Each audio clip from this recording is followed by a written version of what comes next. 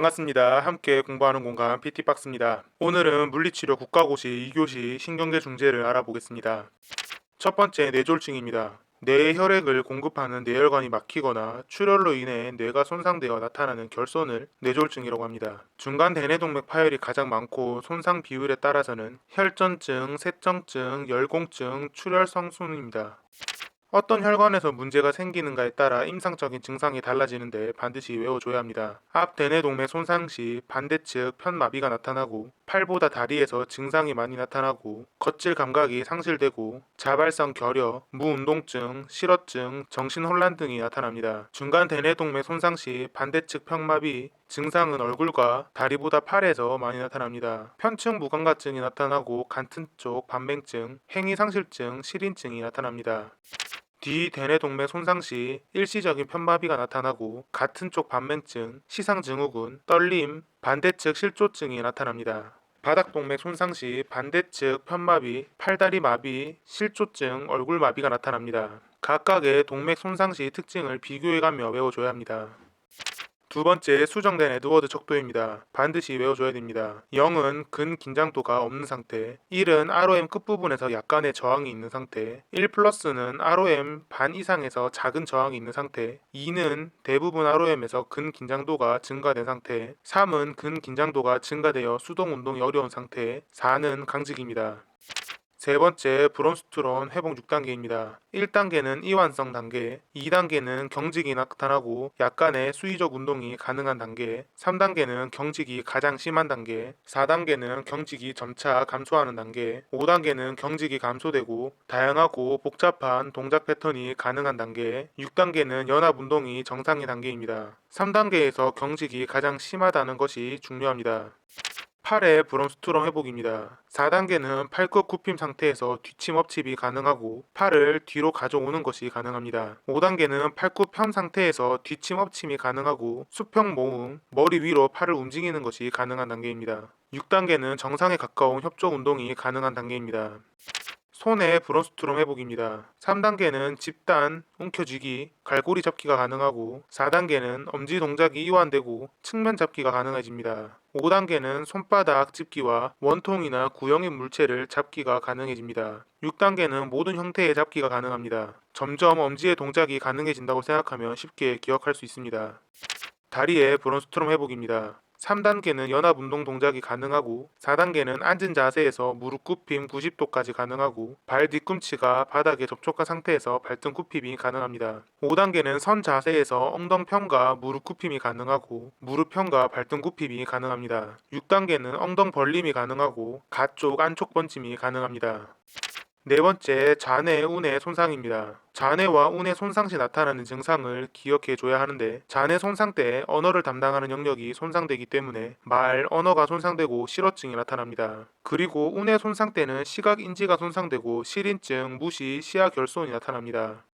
다섯 번째, 루드 접근법입니다. 촉진법과 억제법이 있는데 촉진법에는 문지르기, 빠른 솔질, 시각, 청각, 미각, 후각을 이용한 자극 이용, 가벼운 촉진, 피부 가볍게 쓰다듬기가 있고 억제법에는 경관절 압박, 뒤가지 부위에 가벼운 압력 쓰다듬기, 슈파인에서 사이드라인으로 구르기가 있습니다.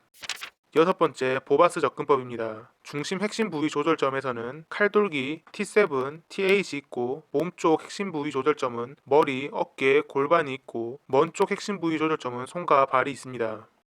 일곱 번째, 보이타 접근법입니다. 보이타 접근법은 유발점을 자극해서 반사적 기기와 뒤집기 반응을 유발하는 방법입니다. 주요 유발점으로는 노뼈 붙돌기, 위팔뼈 안쪽 위 관절 융기, 넙다리뼈 안쪽 위, 바깥쪽 위 관절 융기, 발꿈치 뼈 가쪽, 어깨뼈 봉우리가 있습니다. 반사적 기기 유발점으로는 위팔뼈, 안쪽 위 관절 융기가 있고 반사적 뒤집기 유발점으로는 가슴 유발점, ASIS, 어깨뼈 안쪽 가장자리 아래 3분의 1, 어깨 안쪽, 넙다리 안쪽 바깥쪽이 있습니다. 여덟 번째, 고유 수용성 신경근 촉지법입니다. 고유 수용성 신경근 촉지법은 약자로 PNF라고 하는데 PNF 기본 원리의 외부 수용성 자극에는 촉각, 청각, 시각 자극이 있고 고유 수용성 자극에는 저항, 견인, 압축, 신장 자극, 공간적, 시간적 가중이 있습니다. 절차로는 패턴, 타이밍, 신체적 자세와 기전, 방산이 있습니다. PNF 테크닉으로는 율동적 개시, 등장성 혼합, 기랑근 반전, 반복 신장, 수축 이완, 유지 이완, 복제가 있습니다. 아홉 번째, 외상성 뇌손상 TBI입니다. TBI는 외적 신체적인 외력에 의해 발생합니다. 분류 기준으로는 머리뼈 골절로 개방성, 폐쇄성, 뇌 손상 속도로 빠른 속도 손상, 느린 속도 손상, 뇌 손상 영역으로 국소성, 확산성, 손상 과정과 기전으로는 1차적 손상, 2차적 손상, 글라스고 혼수 척도로는 경도, 중등도, 중증으로 분류합니다. 열 번째, 글라스고우 혼수 척도입니다. 글라스고우 혼수 척도는 외상성 뇌 손상 이후에 혼수 정도와 의식 장애를 평가하는데 자극 순서로는 청각 자극에서 촉각 자극으로 진행됩니다. 평가 항목으로는 눈뜨기, 운동 반사 반응, 언어 반응이 있고 점수는 3점에서 5점이 식물인간, 6점에서 8점이 중증, 9점에서 12점이 중등도, 13점에서 15점이 경도 손상입니다. 11번째, 란초로스 아미고스 인지 기능 수준 검사입니다. 외상성 뇌손상 이후 인지 수준을 기초로 한 관리 도구로서 물리치료 중재 수준을 결정합니다. 12번째, 바닥핵 질환입니다. 바닥핵에 문제가 생김으로써 파킨슨병, 헌팅턴병, 윌슨병, 시대남 무돈병이 나타납니다. 바닥핵 기능 부전으로 근육 경축이 나타나고 운동 과다장애, 운동 과소장애와 같은 불수의 운동이 나타납니다. 13번째, 파킨슨병입니다. 바닥핵과 관련해서 만성, 진행성 신경질환입니다. 흑색질에서 분비되는 도파민이 결핍되어 줄무늬체가 손상되어 나타납니다. 보행을 보면 보폭이 매우 짧고 방향 전환이 어렵고 가속 보행을 하게 됩니다. 4대 증후로는 알약을 굴리는 듯한 안정시 떨림, ROM 제한 원인인 경축, 운동 시작이 어렵고 운동 속도가 느린 운동 느림증, 고릴라 자세가 있습니다. 14번째, 손의 실조입니다. 증상으로는 근긴장 저하로 ROM이 증가하고 안정성이 떨어집니다. 운동 거리 조절 이상으로 목적한 곳에 중지할 수 없는 현상이 나타나고 핑거투 노즈 테스트인 협동운동 불능이 있습니다. 빠르게 반복 동작 시 오류가 생기는 상반운동 반복 수행 장애, 반복종 규칙 떨림이 나타나는 활동 떨림, 언어 장애, 눈 떨림, 자세와 보행 등이 나타납니다. 15번째, 프랭켈 운동입니다. 프랭켈 운동은 협조 운동을 증진시키는데 집중, 반복, 정확한 운동을 해야 합니다. 간단한 운동에서 복잡한 운동으로 수행해야 하고 눈 뜬 상태에서 눈 감은 상태로 빠른 속도에서 느린 속도 운동으로 전 범위 운동에서 작은 범위 운동으로 진행해야 합니다. 16번째, 프리드히 실조입니다. 프랭켈 운동을 해줘야 하고 9번 염색체의 문제로 발생합니다. 주로 다리에 침범하고 실저성 보행, 팔다리 조화 운동 불능, 룸버그 사인과 활동 떨림, 눈 떨림이 특징입니다. 17번째, 균형 검사입니다. 균형 검사에는 많은 종류가 있지만 대표적인 4가지만 알아보도록 하겠습니다. 룸버그 검사는 눈을 감고 서서 평형을 유지하는 시간을 확인하는 정적 균형 척도입니다. 버그 균형 척도는 14개 항목으로 구성되어 있고 앉기, 서기, 자세 변화 영역으로 크게 나뉩니다. 기능적 뻗기 검사는 자발적 체중 이동을 평가하게 되고 타임 업 앤 고 테스트는 의자에서 일어서서 3m를 걷고 다시 앉기까지의 시간을 확인하는 검사입니다.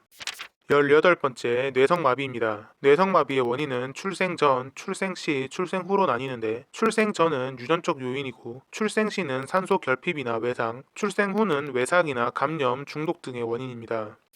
뇌성마비는 경직형, 느린 비틀림 운동형, 손해형, 이완형, 혼합형으로 크게 나뉘는데 각각의 특징을 기억해줘야 합니다. 경직형은 대뇌 운동 거칠 운동 영역 손상으로 팔다리 마비가 나타나고 깊은 힘줄 반사와 근긴장도가 항진되고 근긴장증이 나타납니다. 느린 비틀림 운동형은 바닥행 손상으로 팔다리 마비가 나타나고 특정 자세 유지가 어렵고 근긴장도 변화가 심합니다.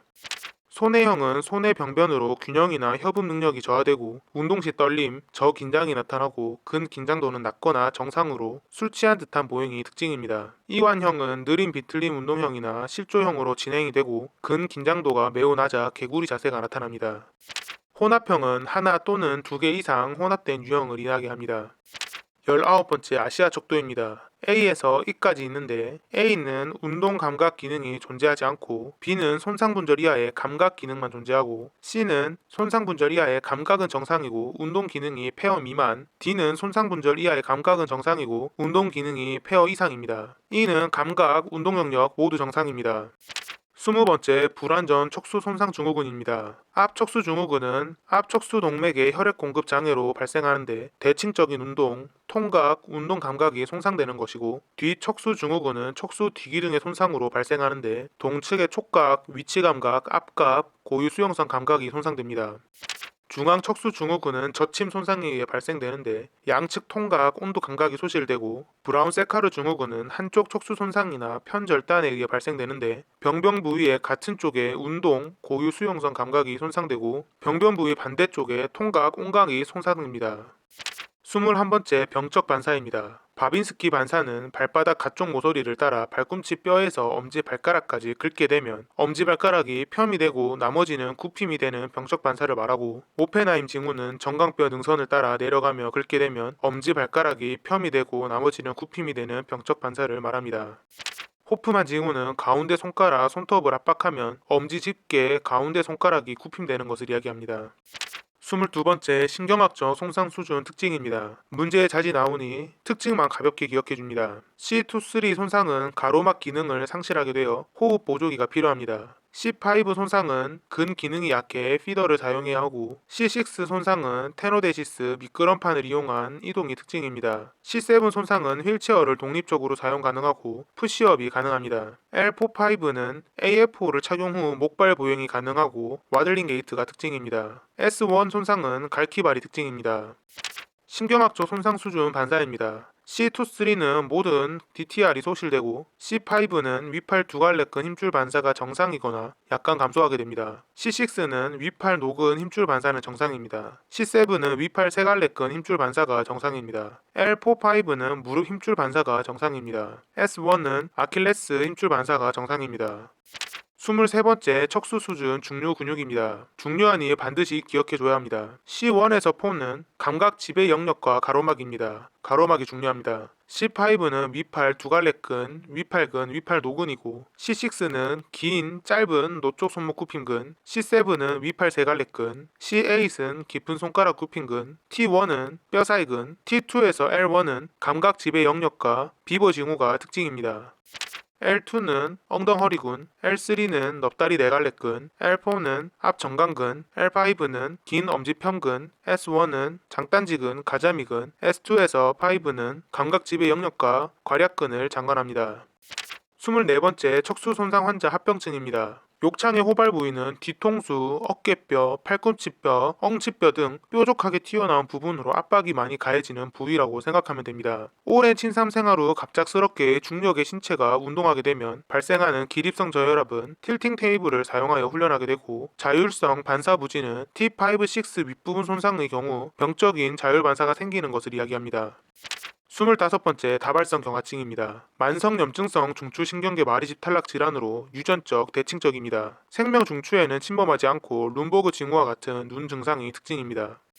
26번째 길리앙바레 증후군입니다. 급성 염증성 말초신경계 마리집 탈락 신경통증으로 양측성, 대칭성, 상행성입니다. 마비는 다리 먼 쪽으로부터 몸 쪽으로 진행되고 운동마비가 감각마비보다 많습니다. 27번째 진행성 근위축증입니다. 유전적 운동신경세포 질환으로 앞척수뿔 세포 변성으로 발생합니다. 진행성이고 원인 불명으로 치료가 불가능합니다. 잔존 기능 유지를 목표로 치료하게 됩니다. 말기로 갈수록 순내로 진행되어 가로막, 갈비 사이근 마비를 동반하며 호흡 장애 등이 나타나기도 합니다. 28번째 근위축성 가쪽 경화증입니다. 루게릭병이라고 불리며 유전적이고 특정 지역에서 특징적으로 발생합니다. 상위, 하위 운동신경세포가 동시에 발병하는 진행성, 근위축성 질환입니다. 근위축은 매우 느리게 나타나고 팔에서 다리로 진행됩니다. 반사는 증가하다 감소하고 소실됩니다. 29번째 척수 매독입니다. 척수 뒤쪽 부위 신경섬유가 진행성 위축되는 질환으로 척수의 매독균이 침범되어 발생합니다. 실조 전 단계에서는 아가일 로고트슨 동공 등 눈 증상이 특징적으로 나타나고, 실조 단계에서는 룸버그 징후, 감각성 보행 실조가 나타납니다. 30번째 척수 공동층입니다. 척수 물구멍층이라고 불리는데 척수 중심관에 근접한 부위에서 공동이 생기는 질환입니다. 해리성 무감각증이라고 통각, 냉각, 온강이 소실되는 특징이 있으며 마비는 손, 팔, 몸통 순으로 진행됩니다. 실조증 발현 시 프랭켈 운동을 실시해줘야 합니다. 31번째 신경 손상 분류입니다. 좌측의 그림을 보고 기억하면 편합니다. 신경 차단은 일시적 전두 장애를 이야기하고 왈러 변성이 아닙니다. 축삭 절단은 축삭질, 마리집 연결이 분리된 것을 이야기하고 재생이 가능합니다. 왈러 변성이고 신경 전도 상실은 손상 부위에서 먼 쪽으로 상실됩니다. 신경 절단은 신경의 완전 절단으로 왈러 변성이고 신경 전도 상실은 손상 부위에서 몸 쪽까지 진행됩니다. 32번째 변성 종류입니다. 왈러 변성은 말초신경 축삭이나 가지돌기가 세포와 연결이 단절되면 단절된 먼 쪽은 변성하여 소실되나 세포체 가까운 부분은 정상인 것을 이야기하고 손상되면 축삭 팽대, 축삭 분절, 축삭 소실 순으로 나타납니다.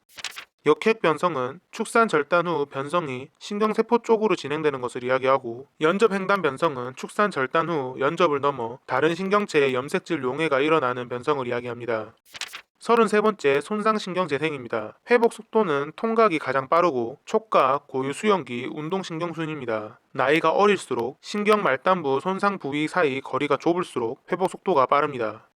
34번째 팔말초신경 변병입니다. C5-6 손상은 에르브마비라고 하고 CAT1 손상은 크롬프케 마비라고 합니다. 35번째 에르브마비입니다. 분만 마비 중 가장 흔한 마비로 출생 시 머리와 어깨 사이에 비정상적 당김에 의해 발생합니다. 웨이터 팁 자세가 특징인데 어깨 펴움, 모음, 안쪽 돌림, 팔굽 펴움, 아래팔 엎짐, 손목 굽힘 자세입니다. 이러한 자세로 웨이터들이 팁을 받는다고 해서 이렇게 불리는 것으로 알고 있습니다. 기억해 준다면 외우기 쉬울 것 같습니다. 이러한 웨이터 팁 자세를 반대로 해서 만들어진 에어플레인 보조기를 사용하게 됩니다. 36번째 크롬프케 마비입니다. 몸통과 팔이 심하게 당김될 때 발생되는데 얼굴 한쪽으로만 나타나는 동공수축, 안검하수, 무한증, 안구함몰 등의 특징인 혼호증후군이 나타납니다. 보조기는 맞선 보조기와 너클밴드의 혼합 형태인 보조기를 사용합니다. 37번째 그 외의 말초신경 손상입니다. 그 외의 말초신경 손상은 키워드 위주로 외워주면 되겠습니다. 내용이 많지 않기 때문에 나오게 되면 쉬운 문항으로 나오게 됩니다. 긴 가슴신경 마비는 윙잉 스케퓰러, 앞톱닉은 약화, 스케퓰러 픽세이션 브레비스, 겨드랑 신경 마비는 어깨 세목은 작은 원근 약화입니다. 노신경 마비는 손목 처진 콕업 스플린트, 정중신경 마비는 원숭이 손 변형, 맞선 보조기, 손목골 증후군입니다. 자신경 마비는 갈키손, 너클밴드, 가이온굴 증후군이고 엄지와 집게손가락 사이에 종이를 끼우고 당기면 모험을 하지 못하고 대상작용으로 긴 엄지 굽힘근, 엄지 맞선금을 이용해 엄지 굽힘을 보이는 프로멘트 징후 양성이 특징입니다. 38번째 손신경 감각 영역입니다. 3교시 실기 문항 중 여러 힌트 중 한 가지로 종종 나옵니다. 그런 문항의 경우 다른 힌트를 모르더라도 감각 영역만으로 풀 수 있기 때문에 기억해 줘야 합니다. 아래 그림을 보며 기억하면 쉽겠습니다. 39번째 다리 말초신경 병변입니다. 넙다리 신경 마비는 넙다리 네갈래근 약화로 백리가 나타납니다. 스웨디시 보조기를 사용합니다. 궁둥신경 마비는 뒤넙다리근, 정강 종아리 신경 지배 근육이 약화됩니다. 발 처짐과 발가락 떼기가 감소됩니다. 종아리 신경 마비는 발 처짐이 나타나고 발목 관절에 포스테리얼 스탑 보조기를 사용합니다. 정강신경 마비는 발목골 증후군이 특징입니다. 40번째 얼굴신경 병변입니다. 위 운동신경세포, 아래 운동신경세포 병변의 특징을 비교하며 기억해줘야 합니다. 위 운동신경세포 병변은 편측 아래 얼굴이 마비되어 윗부분 얼굴근은 정상입니다. 아래 운동신경세포 병변은 동측의 위 아래 마비가 나타납니다. 크보스텍 검사로 알 수 있는 벨마비가 특징입니다. 얼굴 신경 마비 시 입은 건강한 쪽으로 돌아가고 눈 둘레근 마비로 눈을 감을 수 없습니다. 41번째 치매입니다. 알츠하이머 치매는 가장 흔하고 비혈관성입니다. 진행 속도가 느리고 기억장애, 인지기능 장애 등을 동반합니다. 뇌혈관성 치매는 치매 증상 전 한 번 이상 뇌졸중 경험을 가진 사람들이 나타나는데 계단식 경과가 나타납니다. 이상 2교시 신경계 중재였습니다. 다음은 피부계 중재로 찾아뵙겠습니다.